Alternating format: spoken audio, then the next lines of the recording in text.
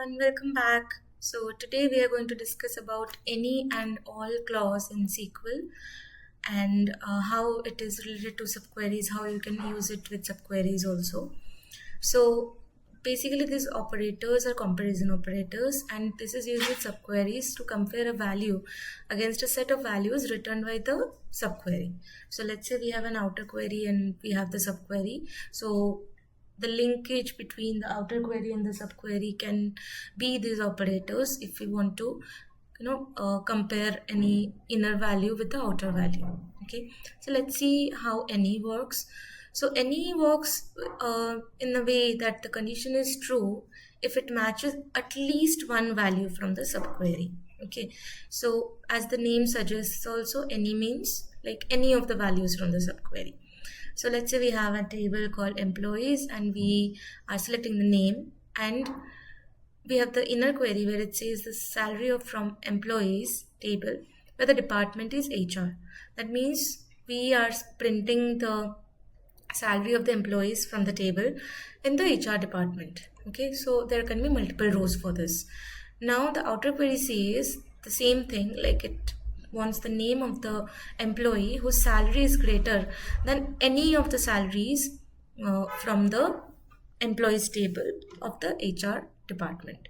Okay, so this is how any works, and as the name all suggests, it's only true when it matches all the values from the subquery. Okay, so the query returns the employees whose salary is greater than each and every salary in the HR department. Okay, so basically that means it should be higher than the highest salary in the HR department. That is how all works. Okay, now let's see a leetcode problem which says, so this problem we have already solved using exists operator, and we are going to do the same with any and all. Okay, so now what are we going to do? So let me first iterate through the problem statement again. So it's a very simple one. We have an input table called person table where the columns are ID and email, and 1 to 3 IDs are there whose corresponding emails are given. So a@b.com clearly is the duplicate email, and that should return as our output. Okay, so how we have solved using any? So any means that from the inside query, any of the values should match the outside query, right? So in this case, if I run the inner query, so this is the very basic query to find the duplicates. So if I run this only, I will get my desired result because that's how it is. But just to show how any and all works, I've just curated the query. Okay, so what it says, select email from person, group by the email, and we have to find those emails from those grouped emails whose count is more than 1, which has occurred more than 1, right? So this is an accepted result because a@b.com is the only one who is occurring, which is occurring 2 times, that is more than 1. Now outside of this, we are going to give the any clause. Okay, so what it is doing is, outside query says select distinct email as email from the person table where the email is equal to any of the values from the inside. So what were we getting from from the inside query? a@b.com, right? And if I only run this one, distinct email as email from person P1, it's going to give me the distinct emails, that is a@b.com and c@d.com, right? So we have 2 entries from the outside query. Now it's matching that where its email is equal to any of the emails of the inside query. So in this email column, let's say now the values stored are a@b.com and c@b.com. It's going to match with any of the values of the inside query, and the inside query is returning only one value, a@b.com. So it's a match, right? Because it's any of it. So it's a match. That's why it's going to give me only a@b.com. Correct? Done. Now similarly, if I give all over here, in this particular use case, it's going to give me the correct result. Why? Because the inner query only is returning one row, that is a@b.com, and all of a@b.com, all of the values, since there's only one value, so it's going to take only one value and it's going to match with it, and it's going to give me the right result. Yes. Now there's a catch. This worked in this scenario, but let's say the inner query, like that is the duplicate emails, are more than one. So let's say it has a@b.com, c@d.com, e@if.com, all of that. So in that case, if I give all of it and it doesn't match, it's going to give me incorrect results. That's how any and all is going to work.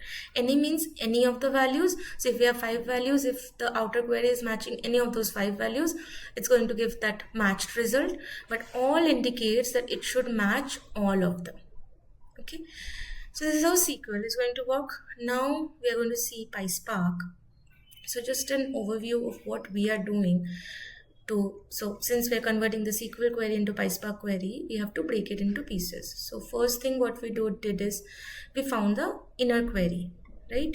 Then based on the inner query, we joined that with the actual table and tried to find out based on the matching of the email, right? And then based on that match, we found the distinct of it.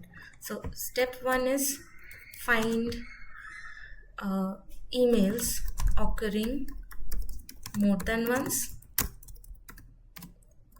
join the above df with actual df on email column.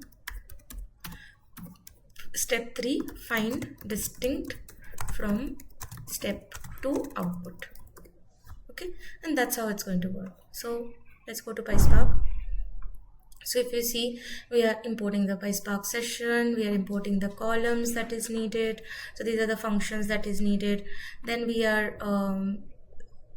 we are defining the data, how it looks like, and the columns along with it, that ID and email. And then spark.create data frame will consolidate the data and columns. This all is explained in the first or second video of this series, so you can refer to that. Let's straight get to the point. So first step was to find the emails that appear more than once, right? So we are going to do a group by, and that's what we did in the SQL query also. First, we did the group by the email and then found the count of that greater than 1. So Pyspark, very minor differences. So this already we have, this is our main table. This is our main tabular data. Right? On this, we are grouping by email column. First step done. Now, since there is a minor differences in syntax, second step was to find the count of it, which is greater than 1. Right? So when we say count, we need to use the AGG function. This is the aggregate function. Okay.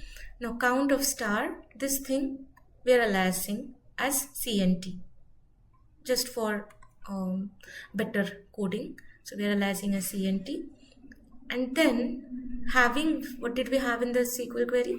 Having count of star greater than 1. So since we have aliased count of star as CNT, so in Pyspark, the equivalent of having or where in SQL is dot filter. Okay, so dot filter, then count greater than 1. So once this is done, what we are doing? Selecting the email. So this result output is stored in duplicate emails underscore df, and this has the value of a@p.com. Okay, now after this, what do we need to do? We need to join the above, like the first one, with the actual df on the email column.